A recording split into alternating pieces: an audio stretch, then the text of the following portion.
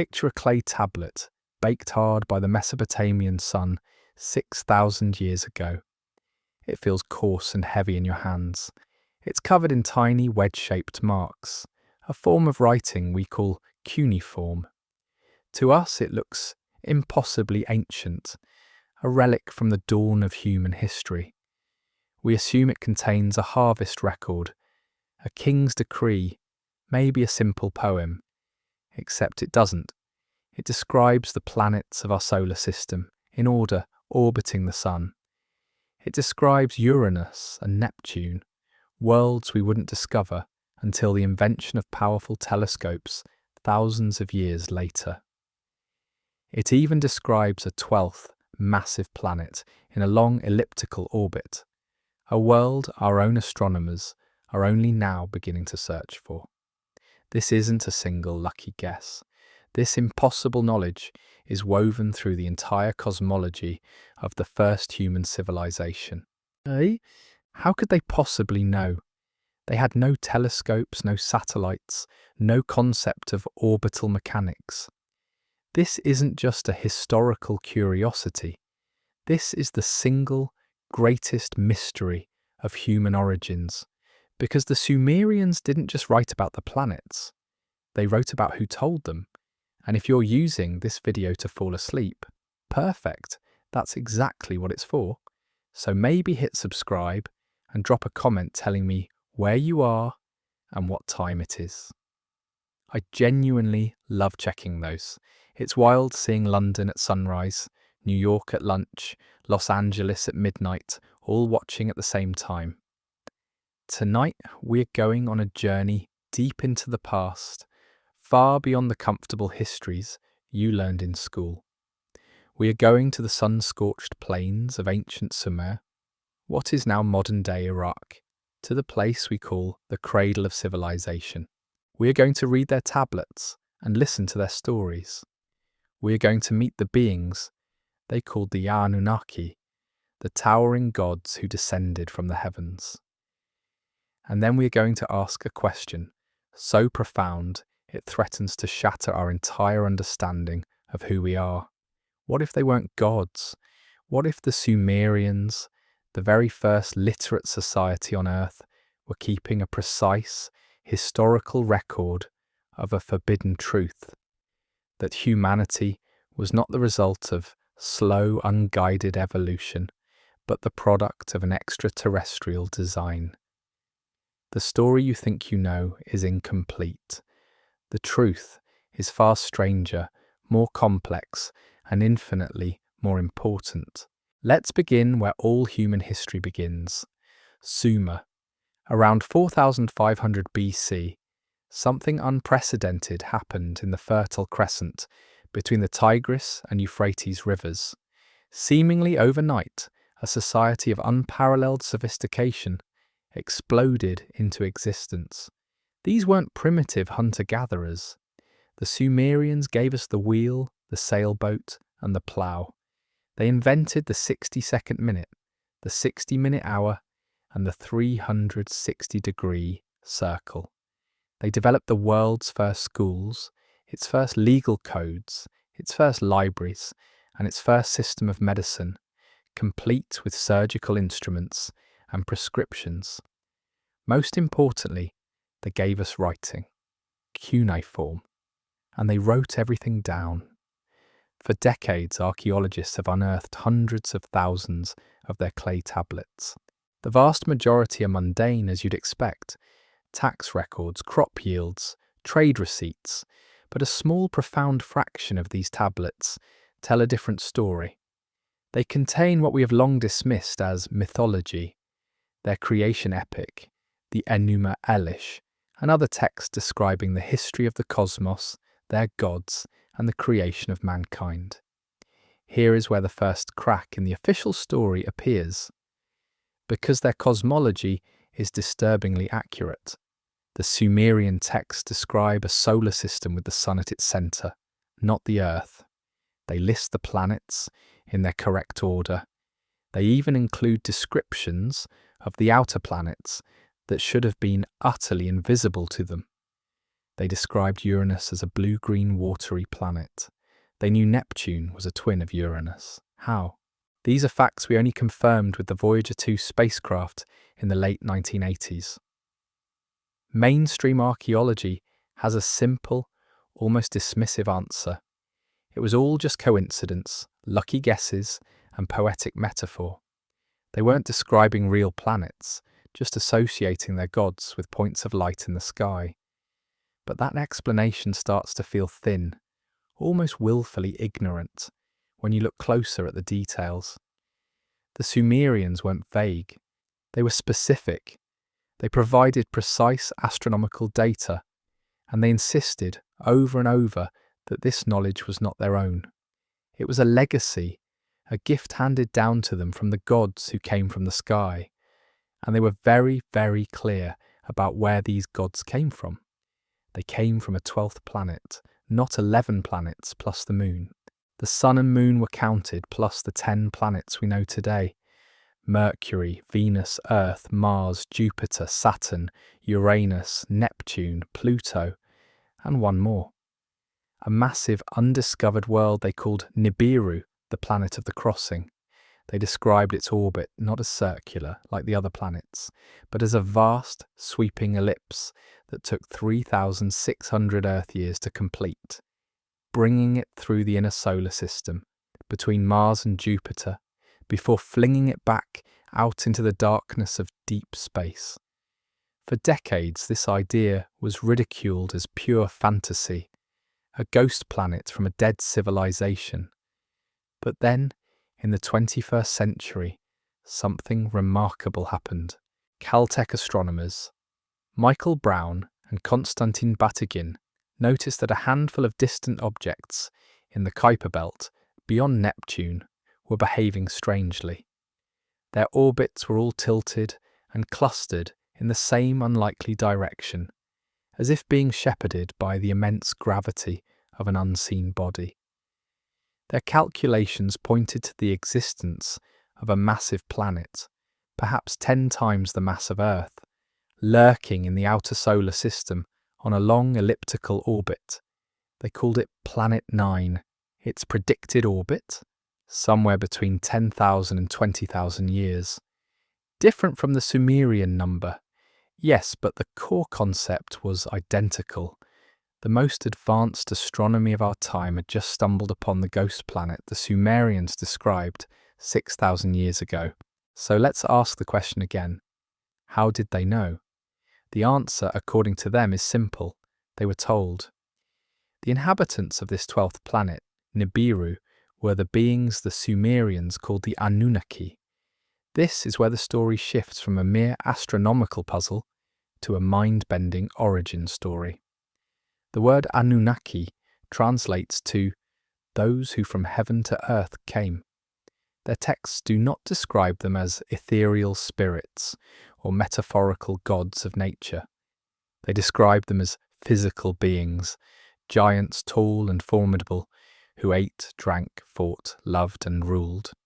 They were flesh and blood, and they came to earth on a mission. According to the Atrahasis epic and other texts, a very, very long time ago, long before humans existed, the Anunnaki landed on Earth. Their home planet, Nibiru, was facing a catastrophic atmospheric crisis. Its protective shield was deteriorating, leaking heat and air into space. Their scientists determined that the only solution was to suspend fine particles of gold in their upper atmosphere to patch the damage, a form of planetary geoengineering that our own scientists have actually proposed for Earth. And one planet in the solar system had gold in abundance, Earth. So they came here, a group of Anunnaki astronauts, led by two half-brothers, Enlil, the commander, and Enki, the chief scientist and engineer. They established their first base in a region they called the Edin, in the fertile plains of Mesopotamia. They set up operations and began the arduous task of mining gold, primarily from a location in what is now southern Africa. The texts refer to this region as the Absu. For thousands of years, the rank-and-file Anunnaki toiled in the mines. The work was brutal, the conditions were harsh, and eventually they mutinied. The texts describe a full-blown rebellion. The miners surrounded Enlil's compound, burning their tools and demanding relief from their labour. The situation was critical. The gold mission, the very survival of their home world, was in jeopardy. It was Enki, the brilliant scientist, who proposed a staggering, almost unthinkable solution. He saw the primitive hominids already evolving on Earth, what we would likely call Homo erectus. They were intelligent, but not intelligent enough. They were strong, but not organised. Enki's idea was audacious. Why not upgrade this native creature? Why not use genetic engineering to create a worker, a primitive labourer, a Lulu as the texts call it, to take over the work in the mines? The commander, Enlil, was furious. The idea of meddling with the natural evolution of another world was a violation of their principles, but the council of Anunnaki leaders was desperate. They approved Enki's plan. What follows next on the Sumerian tablets is something that should not exist. It is not poetry. It reads like a modern-day laboratory report. The texts describe Enki and his chief medical officer, a female Anunnaki named Ninti or Ninhursag, taking the essence of a young Anunnaki male. They describe fertilizing the egg of a female hominid, an ape woman. They describe the challenges, the failures, the trial and error process of creating a stable hybrid. They then detail the final successful step. They implanted the genetically modified embryo into the womb of a surrogate mother, one of their own Anunnaki females. After a tense period of waiting, the first successful human was born.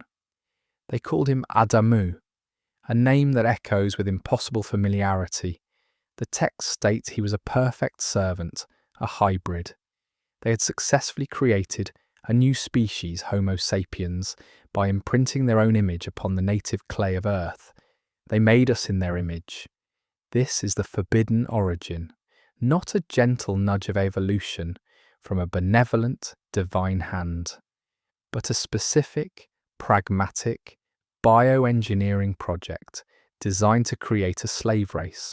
Before you dismiss this as pure myth, let's pause and consider the deep problems in our own scientific understanding of human evolution. There is a reason we still use the term the missing link. The official story is that of a slow, gradual process. Yet the fossil record shows something very different. For millions of years, our hominid ancestors were stagnant. Their brain size barely changed. Their tools were primitive and remained the same for eons. Then suddenly, around 200,000 years ago, something explosive happens. Homo sapiens appears on the scene. Our brain size triples with a speed that paleontologists describe as unprecedented and inexplicable. We develop complex language, abstract thought, art and spirituality almost overnight in evolutionary terms. This sudden leap has no clear cause in the Darwinian model. It's a profound biological mystery. But what if it's not a mystery at all? What if this sudden leap is the exact moment described in the Sumerian texts, the moment of genetic intervention, the moment the Anunnaki fused their advanced DNA with that of a native Earth hominid? This theory, however outlandish it sounds, solves the puzzle of our own sudden, miraculous emergence. It explains the impossible speed of our evolution. And the evidence doesn't stop there. Think about the genetic anomalies within our own DNA. We have 46 chromosomes, while all other great apes have 48. At some point in our past, 2 of our ancestral chromosomes mysteriously fused together, end to end.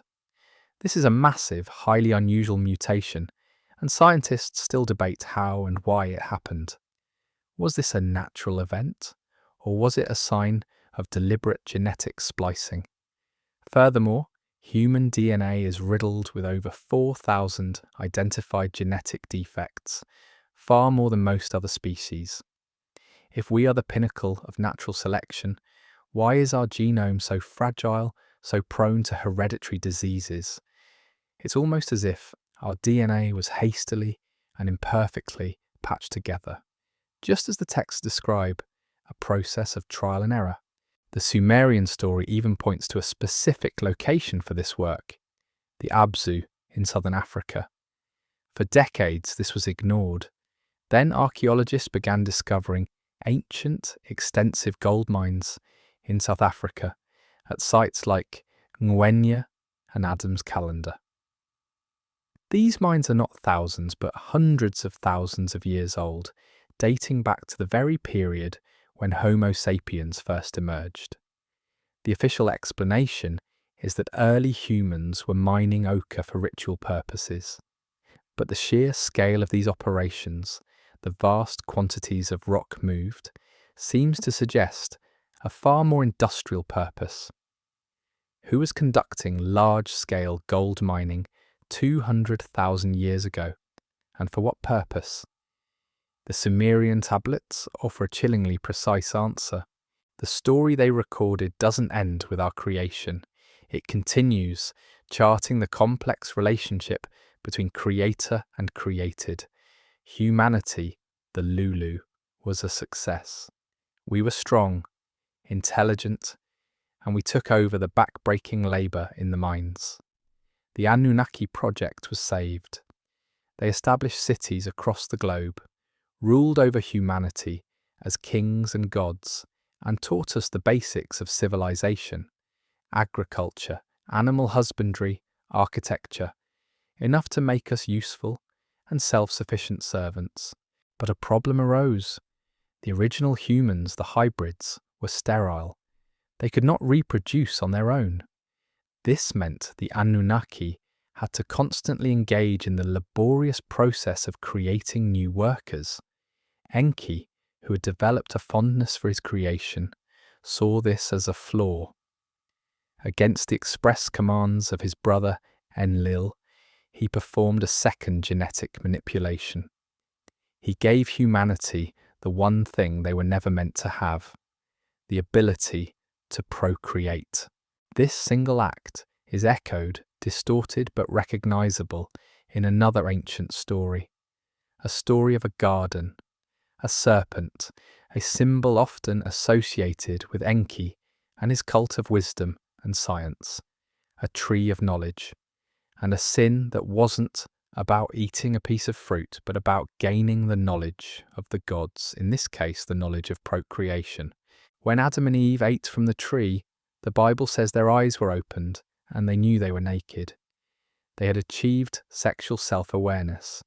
In the Sumerian version, Enlil is enraged. His perfect controlled workforce is now a self-replicating species. They are multiplying too quickly. They are noisy. They are becoming a problem. The texts describe his attempts to curb the human population through plagues and famine. But each time the renegade scientist Enki intervenes, secretly warning his favourite humans and teaching them how to survive. The story reaches its climax with the event of the Great Flood. This is not just a biblical story. The Epic of Gilgamesh, a Sumerian text that predates the Old Testament by thousands of years, contains the original, far more detailed account. In their version, the flood is not a divine punishment for human sin. It's a natural, predictable, astronomical event. The Anunnaki, with their advanced science, knew that Nibiru's next pass through the inner solar system would cause a massive gravitational disruption, leading to the collapse of the Antarctic ice sheet and a subsequent global deluge. The Anunnaki Council, led by the ruthless Enlil, decides to let humanity perish. They see it as the perfect solution to their human problem. They swear an oath of secrecy and prepare to evacuate the planet in their spacecraft, leaving their creation to its fate. But once again, Enki defies the council. He cannot bear to see his creation destroyed. He secretly goes to a human he favours, a man named Utnapishtim in the Sumerian version, Noah in the biblical one. He speaks to him through the wall of his reed hut, technically avoiding breaking his oath not to speak to a human directly.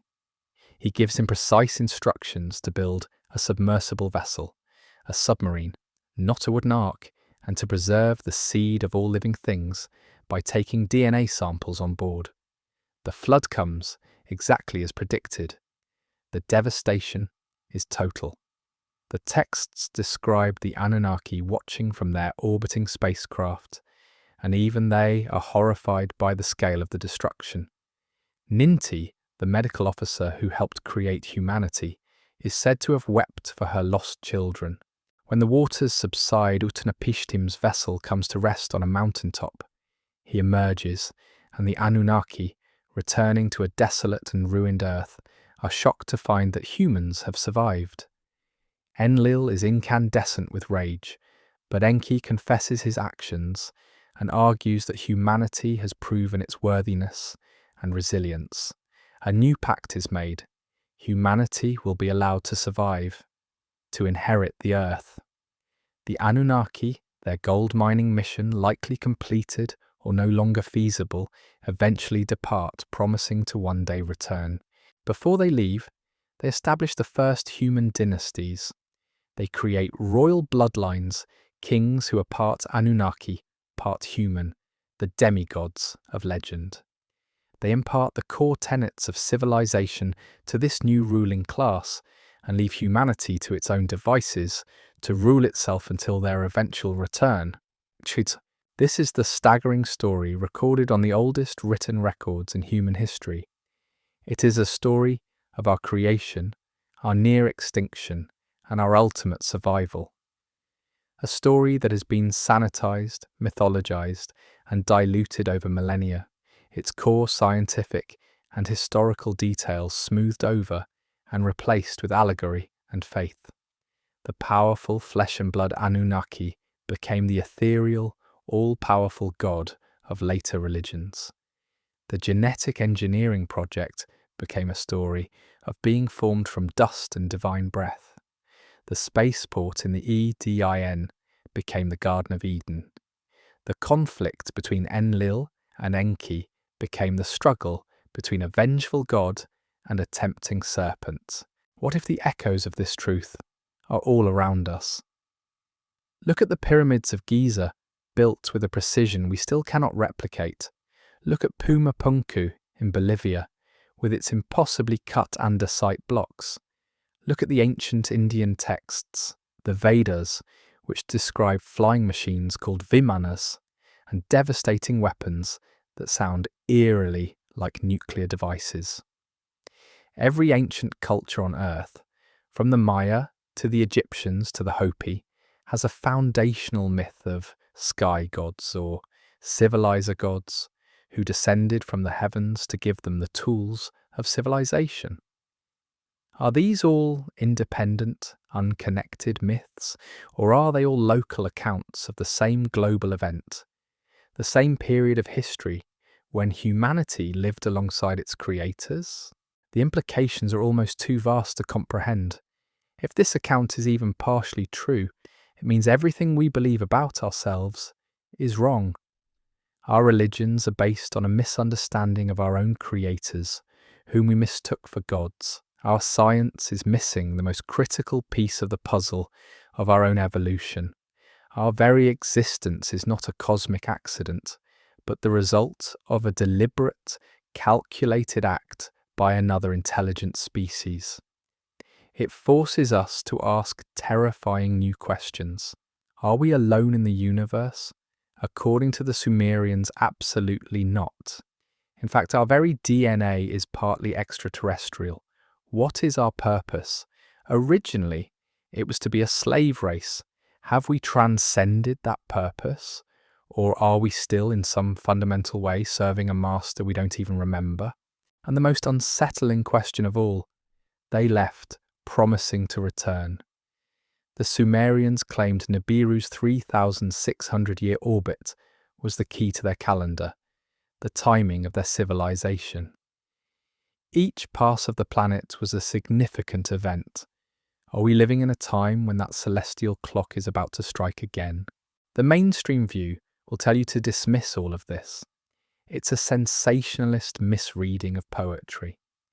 Zecharia Sitchin, the author who popularized this theory, has been widely criticized by mainstream academics for his translations and interpretations. They claim he saw aliens where there were only metaphors for the changing seasons. And perhaps they are right. Perhaps it is all just a magnificent, imaginative story cooked up by a clever Bronze Age people to explain the world around them. But the sheer volume of coincidences begins to strain credulity. The impossibly accurate astronomical knowledge, the sudden unexplained leap in human evolution, the genetic anomalies in our DNA, the ancient out-of-place minds, the global prevalence of the same sky god myths, the original, detailed flood narrative. At what point do too many coincidences cease to be coincidence and become a body of evidence pointing toward a conclusion so radical that we are terrified to even consider it? Maybe the real forbidden knowledge isn't about the existence of aliens. Maybe it's about our own identity. We pride ourselves on being the masters of this planet, the pinnacle of evolution, a species touched by the divine. The Sumerian story strips all of that away. It recasts us as a hybrid species, a genetically modified organism, a worker bee in a cosmic project far grander and more ancient than ourselves. It suggests that our creators were not benevolent gods but pragmatic, desperate beings who saw us as a resource. Perhaps the story was deliberately suppressed, not by some shadowy modern conspiracy, but by history itself. As the Anunnaki faded from memory, their story was retold by new priesthoods and new rulers. The difficult, morally ambiguous history of our creation was smoothed over, transformed into a simpler, more inspiring tale of divine purpose. The slavers became saviors. The laboratory became a garden. The long, complex and often violent history recorded by the Sumerians was condensed into a few comforting verses. We are left standing at a crossroads of belief. On one path is the comfortable, familiar story of slow evolution and myth-making ancestors. It is a good story. It has served us well. On the other path is a darker, more complex and frankly terrifying narrative, one that comes directly from the dawn of civilization. A story that suggests we are not who we think we are. The choice of what to believe is yours. But the tablets are real. The astronomical knowledge they contain is real. The unsolved mysteries of our own origins are real. And the words they wrote down thousands of years ago continue to echo into our present, waiting for a generation brave enough to read them not as myth, but as history. Look up at the night sky. We send out probes and listen with radio telescopes, searching for any sign, any whisper that we are not alone. What if the answer isn't out there in the distant stars? What if the answer has been here all along, buried in the earth beneath our feet, inscribed on clay tablets, and encoded within every cell of our own bodies? The forbidden origin of humanity isn't just a story about where we came from. It's a story about what we are and what we might yet become. And it may be the most important story ever told. Let's zoom in on that relationship, the one between the creators and their new sentient creation. It wasn't simple. It wasn't just a matter of master and servant. The Anunnaki were not a monolith. They were a civilization with factions, families, and bitter rivalries that spanned millennia. And we, humanity, were born onto a battlefield, caught in the crossfire of a family feud that would shape our destiny. At the heart of this conflict were the two sons of Anu, the supreme ruler on Nibiru, Enlil, the commander, the stern disciplinarian, and Enki, the scientist, the creator, the rebel. They were half-brothers, and they represented two opposing philosophies. Enlil saw humanity as a tool, a simple solution to a labour problem, to be managed, controlled, and if necessary, disposed of. He valued order, hierarchy, and the strict separation between the Anunnaki elite and their human subjects. Enki, on the other hand, felt a profound connection to his creation. He was a scientist, yes, but he was also a father. He saw our potential, our spark of Anunnaki intelligence, our capacity for emotion and growth. He constantly pushed the boundaries, arguing for our rights, secretly educating us and defending us from Enlil's wrath. Nearly every major event in early human history, as described by the Sumerians, can be understood as another round in the chess match between these two powerful beings. The decision to give us procreation was Enki's move. The plagues and famines that followed were Enlil's counter-move. The saving of Noah from the flood was Enki's checkmate. This wasn't divine caprice, this was politics. A cold war fought on our planet, with our species as the prize. And it wasn't just the two brothers. Other Anunnaki played crucial roles, each with their own agenda. There was their sister, Ninhursag, the chief medical officer who worked alongside Enki in the lab. The texts describe her as initially a collaborator, but later, horrified by the suffering of her hybrid children, she became a fierce advocate for humanity. There was Inanna, later known as Ishtar, a granddaughter of Enlil. She was a fiery, ambitious warrior and goddess of love, who took a particular liking to human cities and their kings, often meddling in their affairs for her own power and pleasure. Then there was Marduk, Enki's firstborn son. He was brilliant, proud, and deeply resentful of the authority held by Enlil and his clan. He believed it was his birthright to rule Earth. This ambition would eventually lead to devastating wars among the Anunnaki themselves, conflicts fought with weapons that scorched the earth and boiled the seas. The biblical story of Sodom and Gomorrah, destroyed by fire and brimstone from the heavens, takes on a terrifying new context when read alongside Sumerian texts describing a war between Anunnaki factions that culminated in the use of what they called weapons of terror, 7 devices that poisoned the land and made it uninhabitable. The descriptions of the aftermath, a deadly radioactive cloud carried by the wind, are chillingly familiar to a modern audience. Human armies were little more than pawns in these cosmic conflicts. Our first wars were not our own.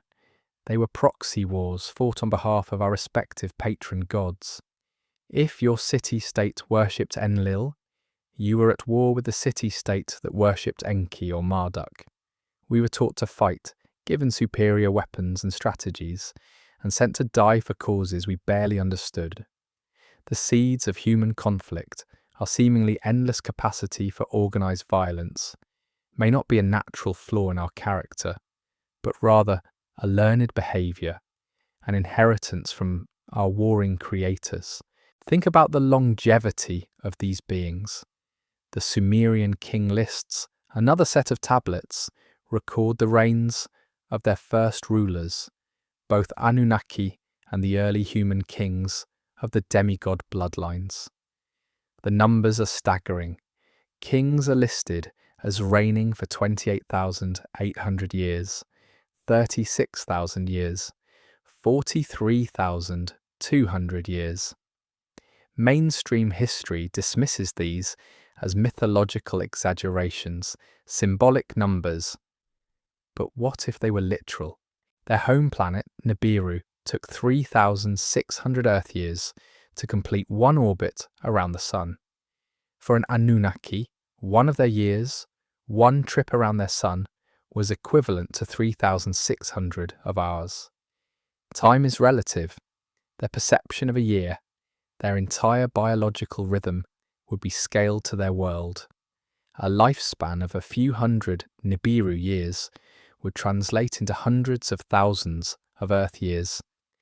They would have seemed, for all intents and purposes, immortal to the short-lived humans they created. This single fact changes everything. It explains how they could see their gold mining project through over eons. It explains the depth of their long-simmering rivalries. And it explains why early humans saw them not just as powerful kings, but as eternal gods. They were born, they watched the Anunnaki rule. Their children were born, and the same Anunnaki ruled.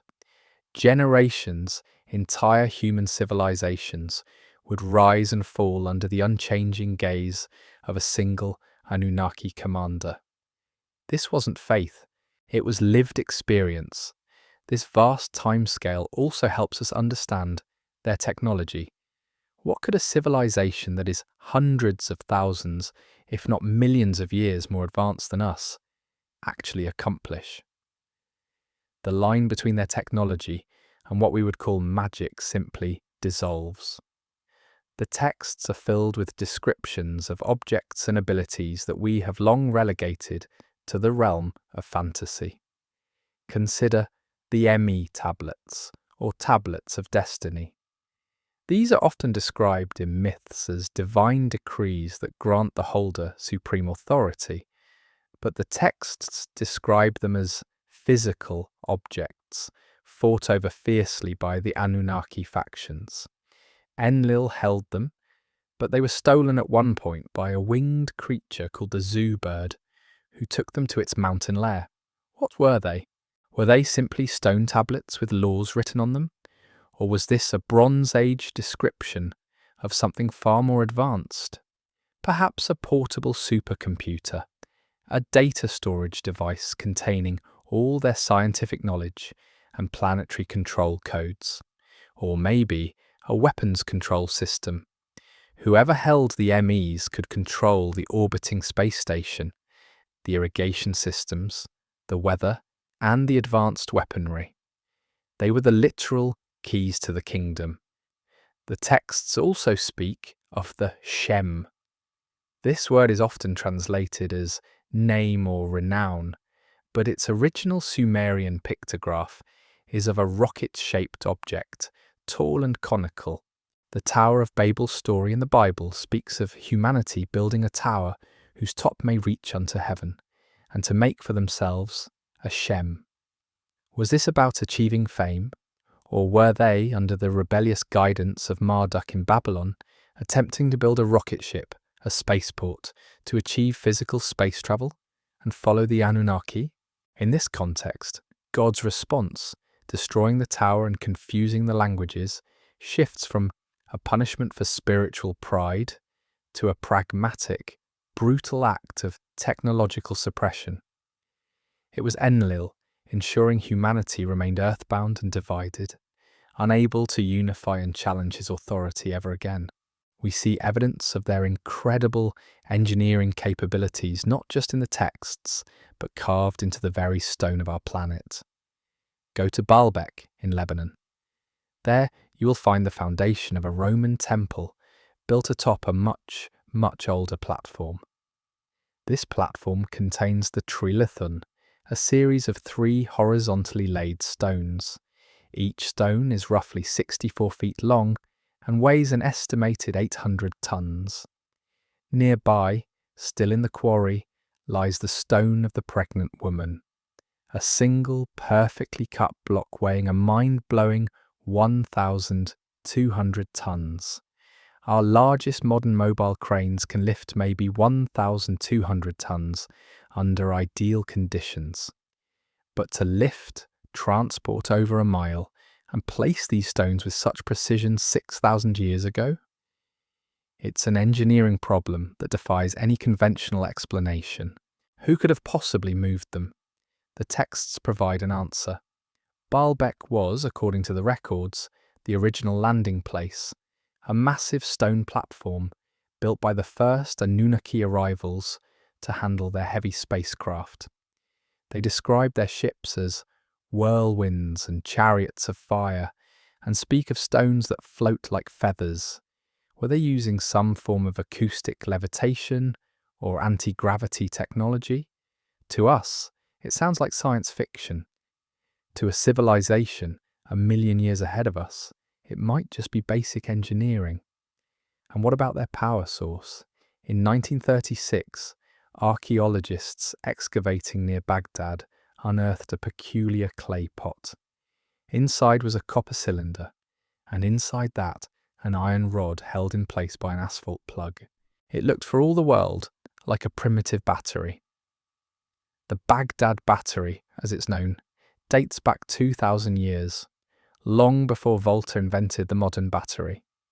When replicas are filled with an electrolyte like vinegar or grape juice, they produce a small but measurable electric current.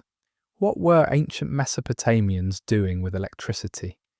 The common explanation is that it was used for electroplating small items with gold. A plausible, if somewhat limited, application. But what if this wasn't a human invention, but a devolved, poorly understood copy of a far older Anunnaki technology? What if their cities and facilities were powered by clean, efficient, and portable energy sources that we are only now beginning to dream of? These little batteries might be the equivalent of us finding a single, corroded AA battery in the jungle and trying to deduce the existence of the global electronics industry. This technological superiority extended to the biological sciences, as we've seen. But the creation of Adamu was likely not their only foray into genetic engineering. The world's mythologies are teeming with strange hybrid creatures.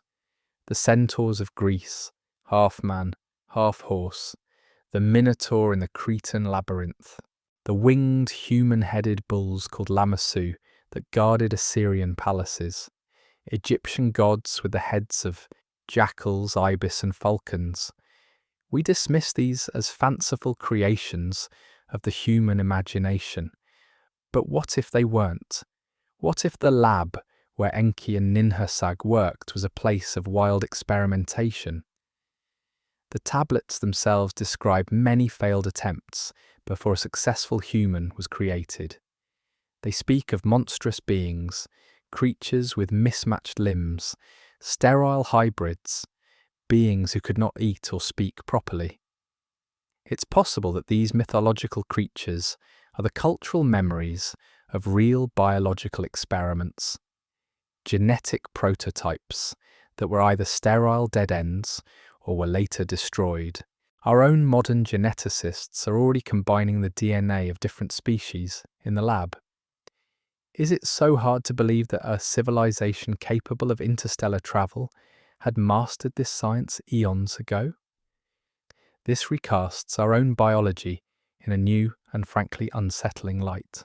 We've discussed the fused chromosome and the thousands of genetic disorders that plague humanity, but consider other aspects of our makeup that make little sense from a purely evolutionary standpoint on this planet. Why are we so susceptible to back problems? Because a skeleton originally designed for four-legged locomotion was hastily adapted for walking upright. Why do so many of us have impacted wisdom teeth? Because our jaws have shrunk faster than our teeth, a sign of rapid, recent evolutionary change, not slow, gradual adaptation. Why are we so relatively hairless compared to other primates, making us vulnerable to sun exposure and cold? Why is childbirth so much more dangerous and painful for human females than for any other primate? It's due to our enlarged skull, housing our massive brain, trying to pass through a pelvic structure designed for a smaller-brained ancestor. These are not the hallmarks of a perfectly evolved species, the pinnacle of natural selection. They are the hallmarks of a prototype, a model that was rushed into production with known bugs and design flaws that were deemed acceptable for its intended purpose, to be a worker. Look at our DNA. Over 98% of it has been labelled junk DNA by scientists because it doesn't code for proteins. For decades, we assumed it was just evolutionary leftovers, but recent research is showing that this junk is far from useless. It acts as a complex regulatory system, a vast operating system that tells the other 2% of our DNA what to do, when to do it, and how. What if this vast, unexplored genetic territory holds the secrets of our origin? What if nestled within that code are the dormant sequences from our Anunnaki creators?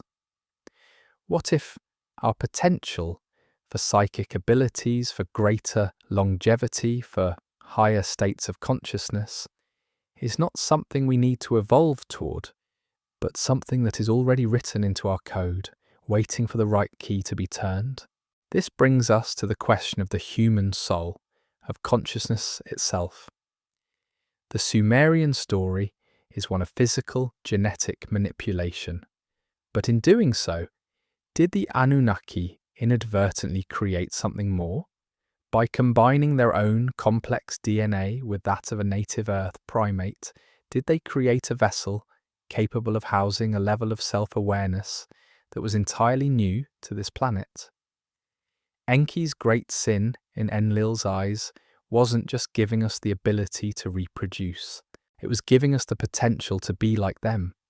This potential was cultivated in the earliest ruling classes, the demigods.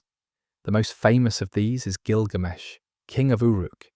His epic is not just a story, it's a foundational document of the human condition. He is described as 2/3 god and 1/3 man. He is powerful, heroic, but also arrogant and tyrannical. But his central struggle, the core of his story, is his terror of death. After his best friend Enkidu dies, Gilgamesh is confronted for the first time with the horrifying reality of his own human mortality. His subsequent quest for immortality is a journey to find his Anunnaki ancestors and beg them for the secret to their long life. This isn't a search for a mythical fountain of youth. It's a literal, physical journey to the ends of the earth to find Utnapishtim, the Noah figure, the one human who was granted longevity by the gods. The story tells us that Gilgamesh ultimately fails. He cannot attain the eternal life of the gods. He must accept his human half, his mortal destiny. What is this story truly telling us? It's a profound exploration of what it means to be a hybrid, to have the consciousness, the ambition, the ego of a god trapped inside a mortal, fragile human body. It is the story of our species.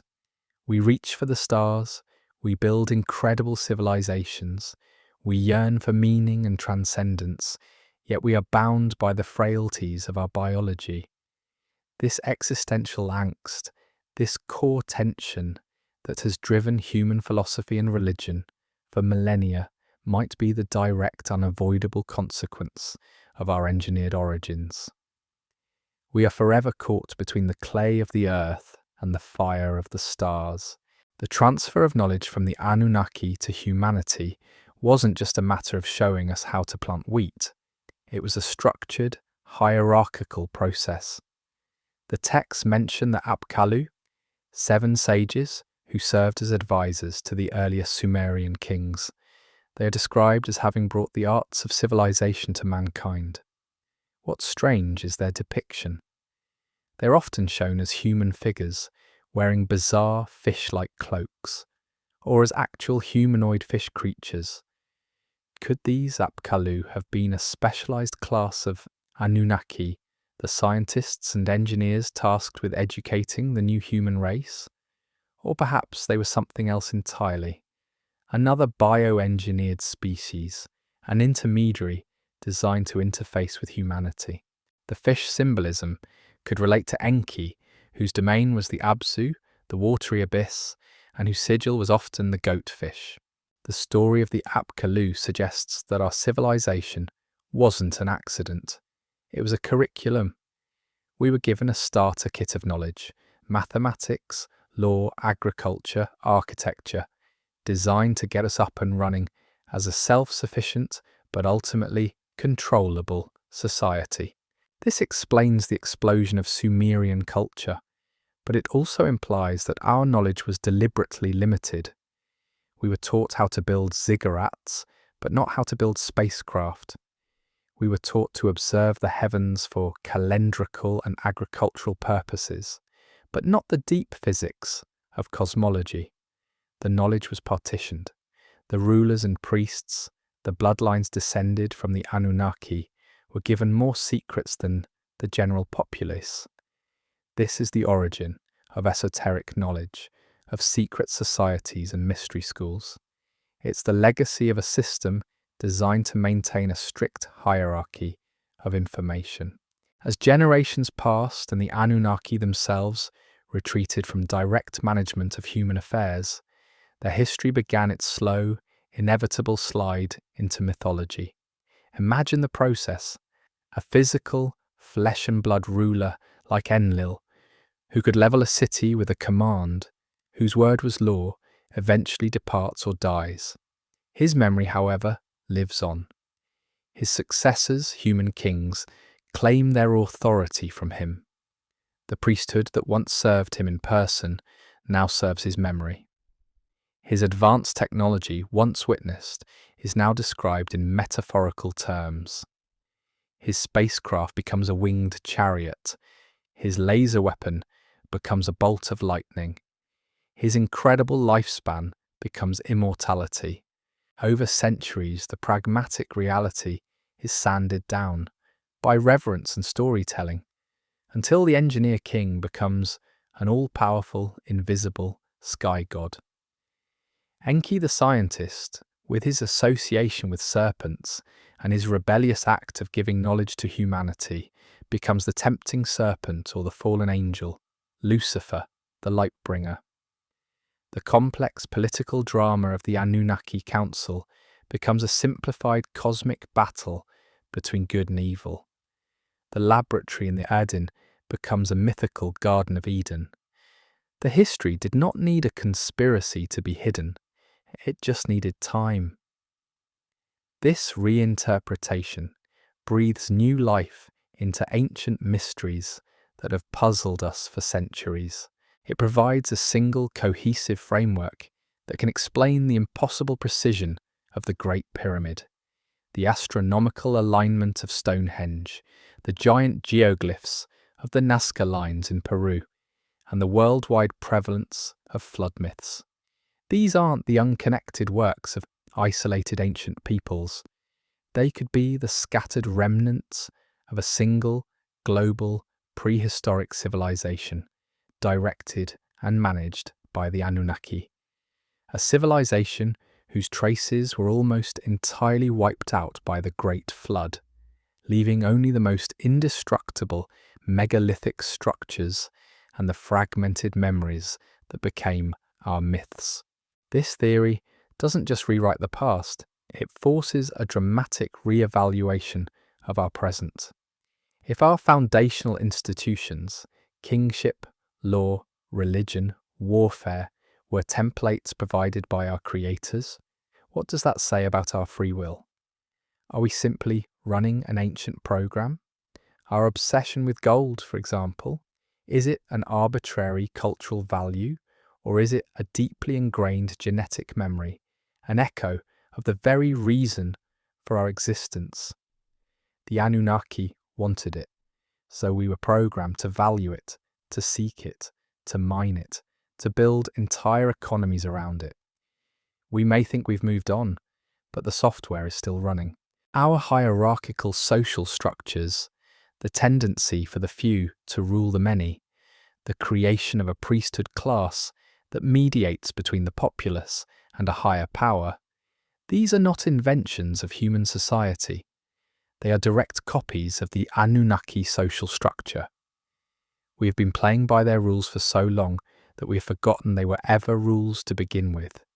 We think it's just human nature, but what if it's Anunnaki nature imprinted upon us? Consider also our spiritual programming, the very act of worship, of looking to a higher power for guidance, deliverance, and meaning.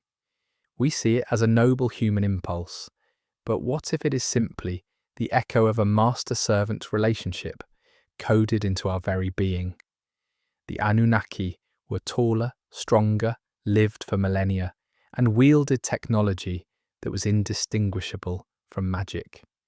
They were, for all practical purposes, gods to us. The posture of prayer, the act of supplication, the building of temples, these may not have originated as acts of faith, but as pragmatic acts of obedience and appeasement toward a physical, powerful, and often temperamental ruling class. We built them towering ziggurats, which the texts call their stairways to heaven. Were these just symbolic temples, or were they quite literally command centers and residences built to their specifications, designed to make them comfortable while on their tour of duty on Earth? We brought them the finest foods, the most precious materials, the first fruits of our harvest. We called it sacrifice. What if it was just called tax? This recasting of our deepest impulses is profoundly uncomfortable. It suggests that what we value most about ourselves, our drive, our creativity, our spirituality, might be the product of a very ancient and very unequal relationship. But the evidence for this reprogramming runs even deeper, into the very structure of our biology and our consciousness. Let's look at the human brain. It is the most complex object we know of in the universe, but it is also deeply flawed, filled with cognitive biases and irrational impulses. It is, in many ways, two brains in one. We have the ancient reptilian brain stem, governing survival and instinct. And layered on top of that, we have the neocortex, the seat of reason, language, and abstract thought. The conflict between these two systems, between our primal urges and our higher reasoning, is the source of so much of our internal struggle. Why is our brain structured this way? The evolutionary explanation is that the neocortex grew slowly over time, a new layer on an old foundation. But the Sumerian story offers a more direct and more dramatic explanation. What if our brain is not a product of seamless evolution, but of a splice? The animal brain of the native hominid, the base operating system, was kept. But the Anunnaki layered their own cognitive architecture, their neocortex, on top. They didn't build a new computer from scratch. They just installed a powerful new processor onto an old motherboard. The result is a hybrid system, a being with the consciousness of a god and the primal fears of an animal. This explains our paradoxical nature. How can a species that writes sublime poetry and calculates the motion of galaxies also engage in brutal, savage warfare over a piece of land? How can we be capable of both profound empathy and terrifying cruelty? We are a walking, talking civil war, a biological manifestation of the conflict between Enki's ambition and the animal clay he used as his raw material. And what about our consciousness itself? Where did that truly come from? Julian Jaynes, in his controversial book, The Origin of Consciousness in the Breakdown of the Bicameral Mind, proposed that early humans were not truly conscious in the way we are. They did not have an internal narrative or a sense of self. Instead, they experienced the commands of the right hemisphere of their brain as auditory hallucinations, the literal voice of a god speaking to them. Jaynes argued that true introspective consciousness only emerged a few thousand years ago as this bicameral mind broke down. This theory, while fascinating, has one major hole. What was the source of those voices? Jaynes suggests they were the remembered commands of kings and rulers. But let's take it one step further. What if the voices early humans heard in their heads were not hallucinations at all? What if they were the literal commands of the Anunnaki? Imagine a control system. The Anunnaki, with their advanced understanding of neurology and genetics, could have engineered early humans with a kind of biological radio receiver. We were their perfect servants because they could issue commands directly into our minds. The stories of kings and prophets hearing the voice of God would not be metaphors. They would be descriptions of a technology. This is why their early commands were so absolute, why their law codes were so rigid. They were programming a biological computer. The breakdown of this system, the moment we started to develop our own internal voice, our own ego, would have been the true moment of rebellion. It would have been the moment we woke up. This is the real story of the Tower of Babel. It wasn't just about building a rocket. It was about humanity achieving a unified, independent consciousness, a network of minds that was no longer under Anunnaki control. Enlil's response to scatter humanity and confuse their languages was an act of psychological warfare. It was a way to break up the network, to isolate us, to turn our newfound consciousness against itself. He shattered our unity, and we have been fighting each other ever since. Let's trace this legacy through the bloodlines they established. Why did every ancient culture, from Egypt to China to the Inca, believe their rulers were descended from the gods? Why was the preservation of the royal bloodline, the obsession with pure ancestry, the single most important function of the state for thousands of years? We call it a justification for power, a political tool. But what if it was rooted in a biological fact? What if the demigod kings, the offspring of an Anunnaki father and a human mother, were biologically different? They would have possessed a higher concentration of Anunnaki DNA. This might have granted them longer lifespans, greater intelligence, and perhaps even some of the residual abilities of their creators, a commanding presence, a divine charisma that made others instinctively obey. The divine right of kings wasn't a myth they invented. It was a memory of a time when their ancestors' right to rule was written in their very genes. This genetic inheritance would have been their most jealously guarded secret. It explains the prevalence of royal incest in many ancient cultures, particularly in Egypt, where pharaohs frequently married their own sisters. From a modern perspective, this is abhorrent and genetically foolish. But from their perspective, it was the only way to keep the divine bloodline, the Anunnaki DNA, as pure and concentrated as possible. They were not trying to preserve wealth or power in a symbolic sense. They were trying to preserve a biological inheritance. And what happens to this inheritance over time? It gets diluted. As the bloodlines mixed with the general population, the unique genetic markers would have spread out, thinned, and become less potent.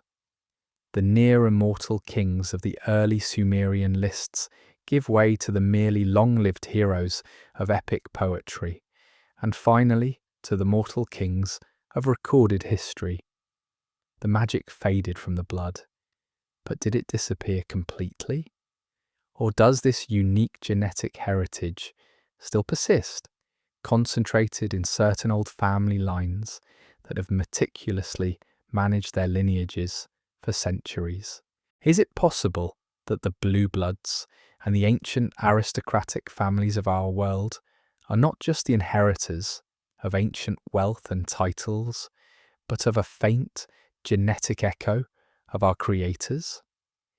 It is a radical thought, but it provides a chillingly logical framework for the persistence of power and the idea of a ruling class that seems to operate by a different set of rules. Now let's look beyond Mesopotamia. If the Anunnaki were a global civilization, we should find their fingerprints everywhere. And we do. We just call them by different names.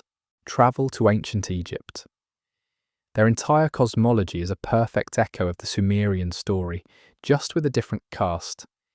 Their first gods, the creators like Ptah and Ra, came from the sky. They had a pantheon of gods who fought, loved and schemed: Osiris, Isis, Set, Horus. Their story is one of a bitter family rivalry between the brothers Osiris and Set, a perfect parallel to the conflict between Enki and Enlil. And their first rulers were the Shemsu Hor, the followers of Horus, a line of divine kings who ruled for thousands of years before the first mortal pharaoh. It's the same story, the same template.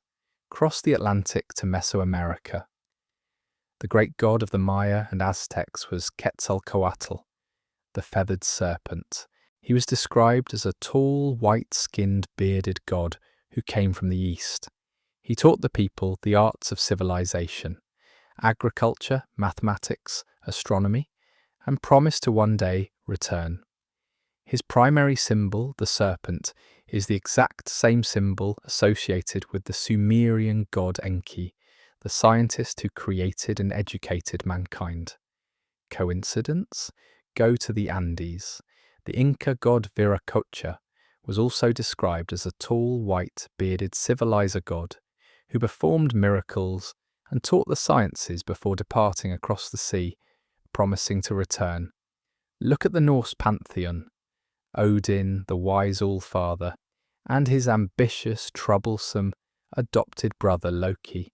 It's Enki and Enlil again, in a different costume.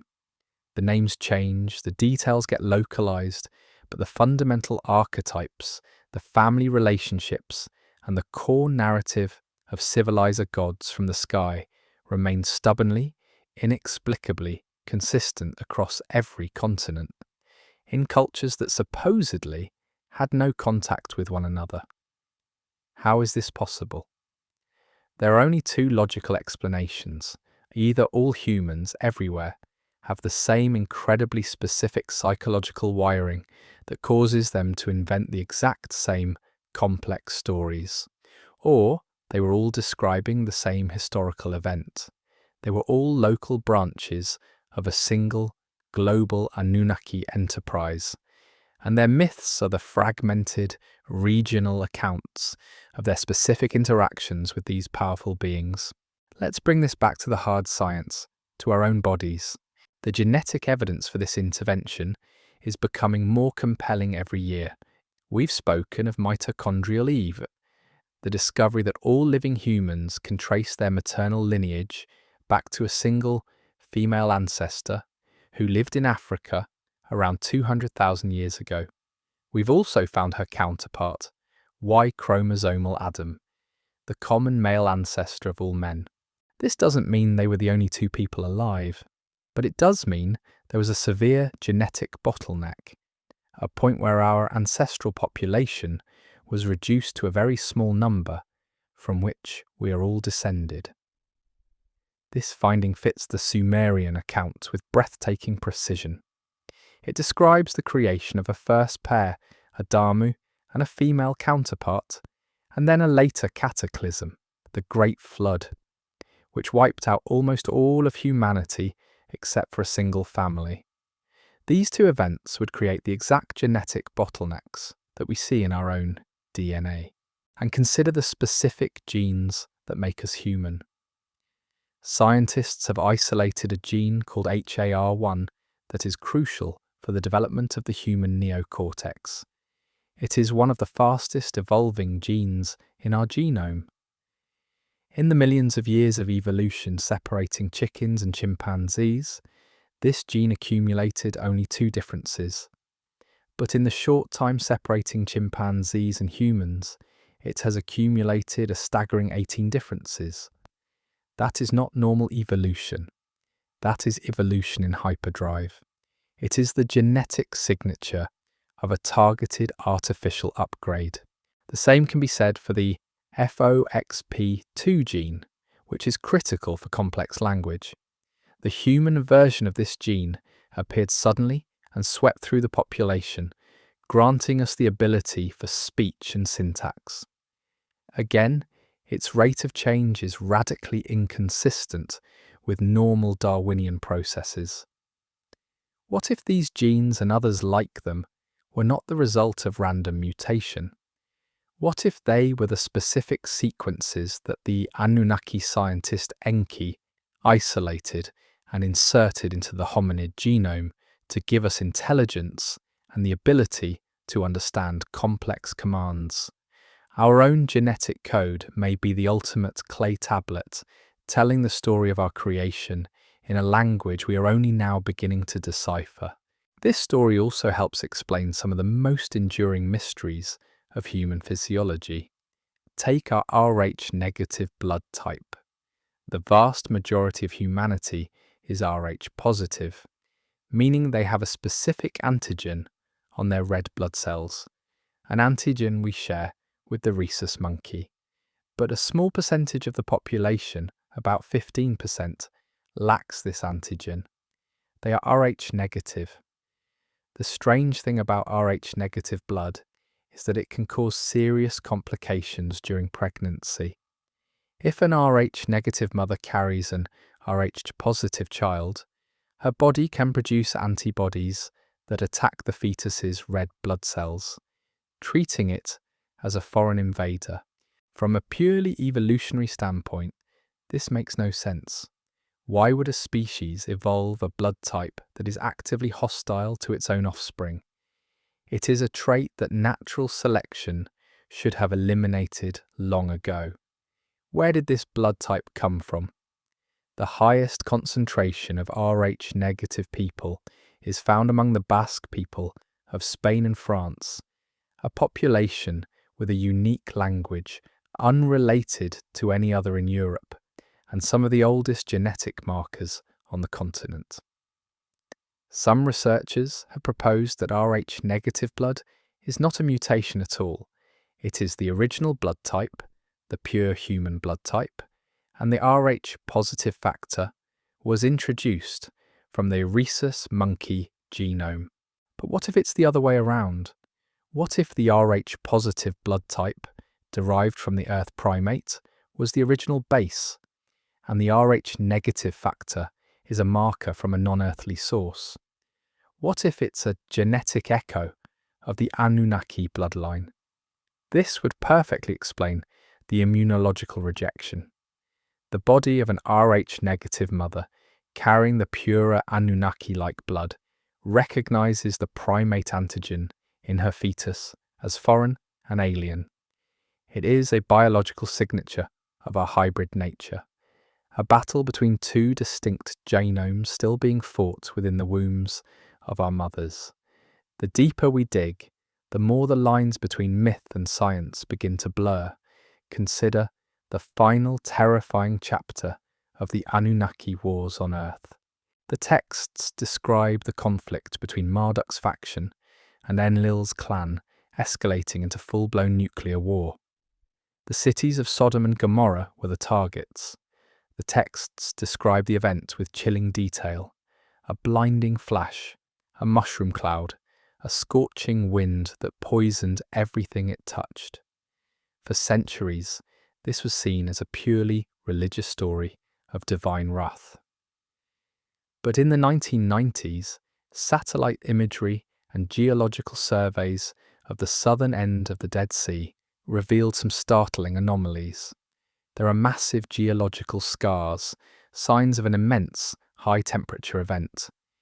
The area is still unnaturally radioactive, and archaeologists have found layers of vitrified sand that has been melted into glass, something that requires a temperature of thousands of degrees, far hotter than any normal fire. The only known phenomena that can do this are a meteorite impact or a nuclear explosion. There is no evidence of an impact crater. What if the Sumerians and the scribes of the Old Testament were not writing mythology, but history? What if they were recording the use of atomic weapons on our planet 2,000 years before Christ? This would explain the sudden mysterious collapse of the Sumerian civilization around 2000 BC. The tablets describe a great evil wind that swept over the land from the west. From the site of the blast, killing the people, poisoning the water, and making the fields barren for generations. The survivors fled, and the world's first great civilization vanished from history, its cities buried under radioactive dust. This isn't just a story about the past, this is a warning. It suggests that the gods who created us were not only brilliant scientists, but also capable of unthinkable destruction. It suggests that the cycle of war and self-annihilation that haunts our own modern civilization might be our most dangerous inheritance from them. We have built our own weapons of terror, and we stand, just as they did, perpetually on the brink of using them. The family feud of the Anunnaki has become the blueprint for our own geopolitics. Let's look at one final powerful piece of evidence, hidden in plain sight. Go back to that very first image, the clay tablet describing our solar system.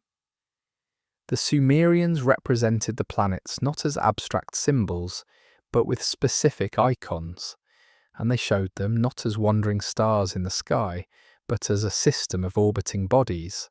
They even drew the flight paths of spacecraft travelling between them. On one particular Akkadian cylinder seal, dated to around 2400 BC and now housed in a Berlin museum, we see a stunning depiction.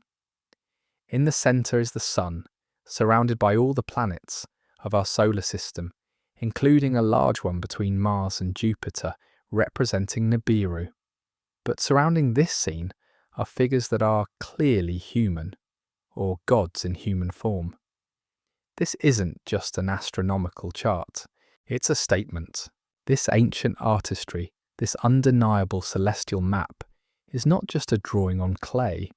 It is a whisper from across the millennia, a direct challenge to everything we think we know about the dawn of civilization. What if the stories of gods descending from the heavens weren't myth, but history? What if humanity's earliest teachers were indeed beings who understood not just the stars, but the very fabric of atomic power? This evidence, hidden in plain sight, forces us to confront a terrifying possibility that our most profound scientific breakthroughs are merely rediscoveries of knowledge once possessed, and perhaps tragically misused by those who came before. It makes you wonder, doesn't it? What other truths lie buried beneath the sands of time, waiting for us to uncover them and truly understand who we are and what we are capable of, for creation and for destruction? Let me know what you think in the comments. Does this evidence reshape your understanding of our ancient past, or does it confirm a suspicion you've always held deep down?